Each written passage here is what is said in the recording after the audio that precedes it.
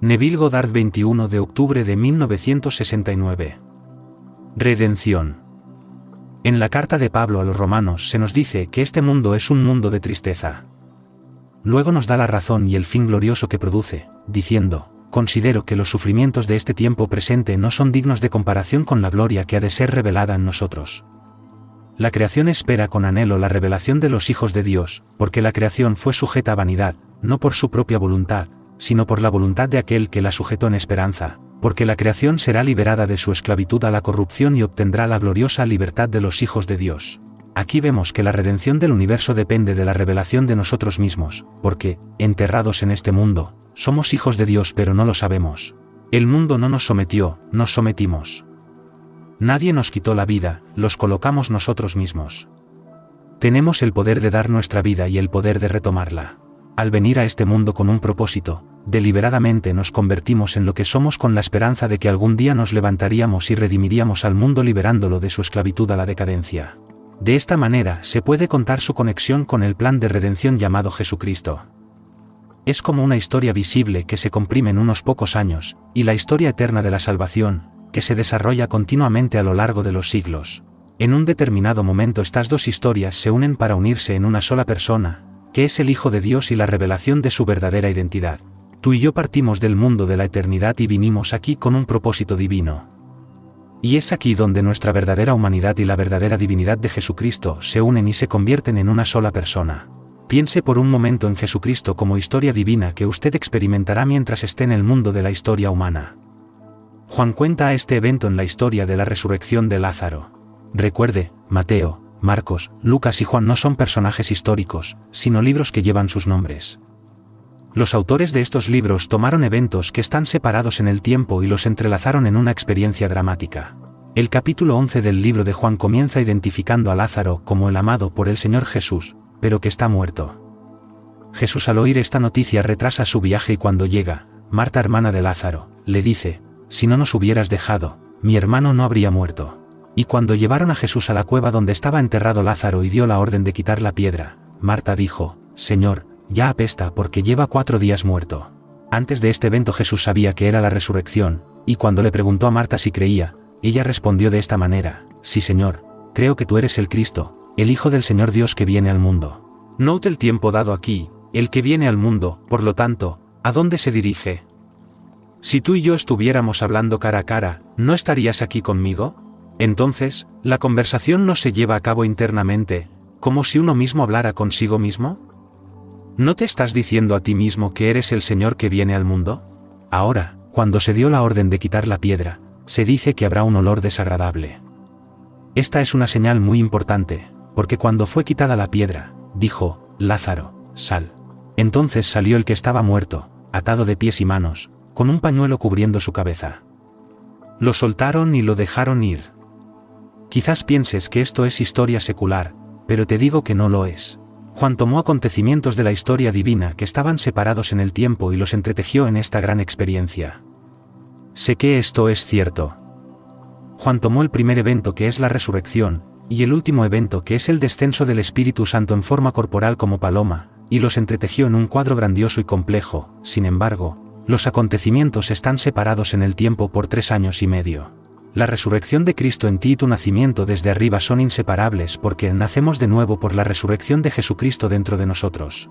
Juan toma el primer evento como alguien a quien va a resucitar, pero se refiere al como el último evento, y a menos que hayas tenido la experiencia o conozcas a alguien que la haya tenido, no podrás entenderla.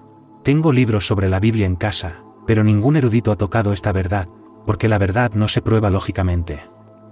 Se prueba a sí mismo a través de la revelación. En mi caso, el último evento fue cuando el Espíritu Santo descendió sobre mí en forma corporal como paloma y me asfixió con amor. Una mujer que estaba a mi lado observó el descenso y dijo: ellos evitan al hombre porque el hombre despide un olor muy desagradable. Pero Él os ama y para demostraros su amor ha penetrado el círculo de la ofensa. Aquí encontramos el signo como olor desagradable. No era solo un olor, pues un olor puede ser agradable. El autor estaba revelando la intensidad del disgusto que sentía hacia el mundo al que habían descendido los hijos de Dios. Aquí todo se descompone, pero todo. No importa cuánto tiempo parezca vivir una cosa, ya sea animada o inanimada, con el tiempo decae y desaparece. y los órganos generativos en estado de descomposición tienen un olor peculiar y desagradable. En muchas ocasiones me he despertado sabiendo que un amigo o familiar ha muerto porque he olido su olor, solo para recibir confirmación durante el día. El olor está asociado con la decadencia del poder creativo de Dios sobre el cual está construido el mundo. Cuando el Espíritu Santo en forma de paloma descendió sobre mí, fue una mujer, no un hombre, quien me habló de su amor, diciendo: ellos evitan al hombre porque el hombre desprende un olor tan desagradable. La creación, que espera con anhelo la revelación de los hijos de Dios, evita este olor. Pero en un momento se produce un contacto entre las dos historias, la historia humana de 6000 años y la historia eterna de la salvación. Se tocan y se crea una nueva persona, sin pérdida de identidad.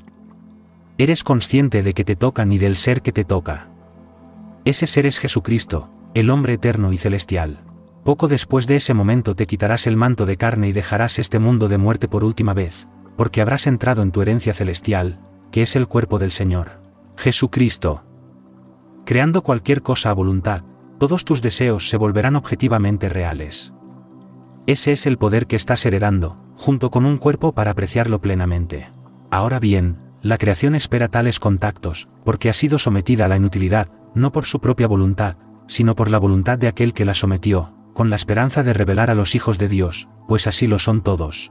Ahora permítanme compartir una experiencia reciente de una señora que recibió mis ojos en visión hace unos 3 años, momento en el cual le dijeron que era un testigo ocular incurrente, alguien que da paso a una corriente que se mueve hacia adentro donde se puede ver la realidad. En su visión reciente, se encontró con un grupo de personas observando rayos de luz moverse hacia ella. Entonces empezó a sentir un poder tan grande que sintió como si pudiera calmar el universo. De repente, un hombre vestido de negro se paró frente a ella y ella lo reconoció como la encarnación del miedo. Pero cuando lo miró a los ojos, su memoria comenzó a regresar y supo que él había nacido usurpando su poder cuando ella se quedó dormida. También sabía que ahora que estaba despertando y recuperando la memoria, él estaba al borde de la muerte. Existe una leyenda rabínica que afirma que las dudas, la incredulidad y las debilidades del hombre siempre van vestidas de negro. Entonces vio la personificación de un ser llamado Satanás, y mientras lo veía tratar de causarle miedo, se escuchó decir para sí: yo soy Pablo y yo soy Jesucristo. Y en ese momento se sintió como si fuera un hombre, pero no le parecía extraño que fuera así. Esta señora es una joven madre de 2 hijos que espera su tercer hijo y es en gran medida una mujer, sin embargo, en su visión era totalmente hombre. Ella sabía que era Paul. No un Pablo, sino el Pablo, y también sabía que ella era Jesucristo, con todo el poder que antes poseía, menos la parte que la memoria aún no le había revelado. Ahora, para continuar con su visión, extendiendo la mano, golpeó al hombre, y cuando él cayó sobre sus codos, él la miró con sus ojos penetrantes y ardientes y ella supo que él estaba tratando de encontrar alguna debilidad donde pudiera recuperar una vez más el poder que le había quitado cuando se quedó dormida y olvidó quién era. Sin embargo, ambos sabían que ahora era inútil. Luego habló, diciendo: no recuerdas cuando me conociste, ¿verdad? Y cuando iba a responder recordó un antiguo sueño de un árbol y un hombre parado debajo de él. Fue él quien le dijo que comiera del árbol, y al hacerlo entró en el sueño de la vida y del olvido. Entonces él, el poder del mundo, se hizo real. Aparentando ser otros, él era ella misma, y volvía a ella el poder que iba a redimir, porque sabía: yo soy Pablo y yo soy Jesucristo. Ahora bien, ¿quién es Pablo? Su nombre era Saúl, que significa pedir. Saúl fue gobernado por su odio personificado hasta que tocó la historia eterna, y la unión de los dos transformó a Saúl en Pablo, el hombre redimido que sabe que es hombre, pero también sabe que es el Señor Jesucristo. Todo el mundo está destinado a experimentar esta conciencia. Los autores del Evangelio tomaron los acontecimientos de la historia divina del Señor Jesucristo y, tomándose libertades como lo hacen los poetas, tomaron acontecimientos muy separados en el tiempo y los fusionaron en una imagen compleja, como si sucedieran en un momento determinado. Nuestros evangelistas sabían que algo tan grandioso como esto no podía deletrearse de manera que un niño en el jardín de infantes pudiera entenderlo. Como dijo Blake, no merece mi atención lo que se puede explicar al entendimiento del idiota. Los antiguos descubrieron que lo que no es demasiado explícito era el más adecuado para la instrucción. Nuestros evangelios registraron eventos que fueron revelados y nunca podrán entenderse lógicamente. Allí la verdad solo se conocerá por experiencia. Les estoy contando lo que he experimentado basado en la historia divina. Lo experimentaréis de la manera que os he dicho. Los evangelistas no te dieron el orden cronológico. Tejieron los acontecimientos que habían vivido en una historia, porque la verdad encarnada en un cuento entrará por las puertas humildes. Al hombre le resulta difícil aceptar la pura verdad. Encuentra un pensamiento más fácil de aceptar si se presenta en forma de imagen, donde lee la historia de un hombre que resucitó de entre los muertos. Entonces podrá decirse a sí mismo, ¿no es un acto poderoso? Pero las escrituras no hablan de reanimación cuando nuestros salvavidas reviven a quienes se están ahogando en el mar. Las palabras utilizadas aquí son 4 días, porque en aquella época el cuerpo se guardaba durante 3 días con la creencia de que el alma flotaba sobre él con la posibilidad de que el cuerpo pudiera revivir. Entonces, cuando Marta dijo, hace 4 días que está muerto, le estaba diciendo que no había esperanza de reanimación, ya que la descomposición se había iniciado y producía un hedor. Os digo, ningún hombre fue puesto en ninguna pequeña tumba aquí en la tierra. Esto es un presagio de una manera no del todo concluyente o inmediatamente evidente, de lo que algún día experimentarás. Es la historia divina que se desarrolla para siempre. No es como la historia humana, porque comienza y termina, pero esta historia es eterna. En el momento en que tocas la historia de la salvación, estas cosas comienzan a desarrollarse desde dentro. Entonces sabrás que eres uno con el cuerpo del Señor Jesucristo. Esta unión producirá un hombre nuevo, y ya no te golpearás contra el mundo como Saulo, sino que serás Pablo, uno que sabe que es Jesucristo, el creador de todo. Y descubrirá que las cosas que aquí están mal vistas debido a nuestros códigos morales son muy naturales allí. No le parecía extraño que fuera un hombre en ese mundo, pero aquí es una mujer.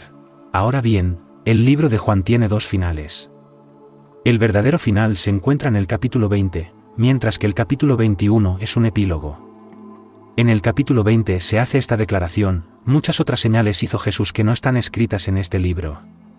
Pero estas están escritas para que creáis que Jesús es el Cristo, el Hijo de Dios, y que creyendo, tendréis vida en su nombre.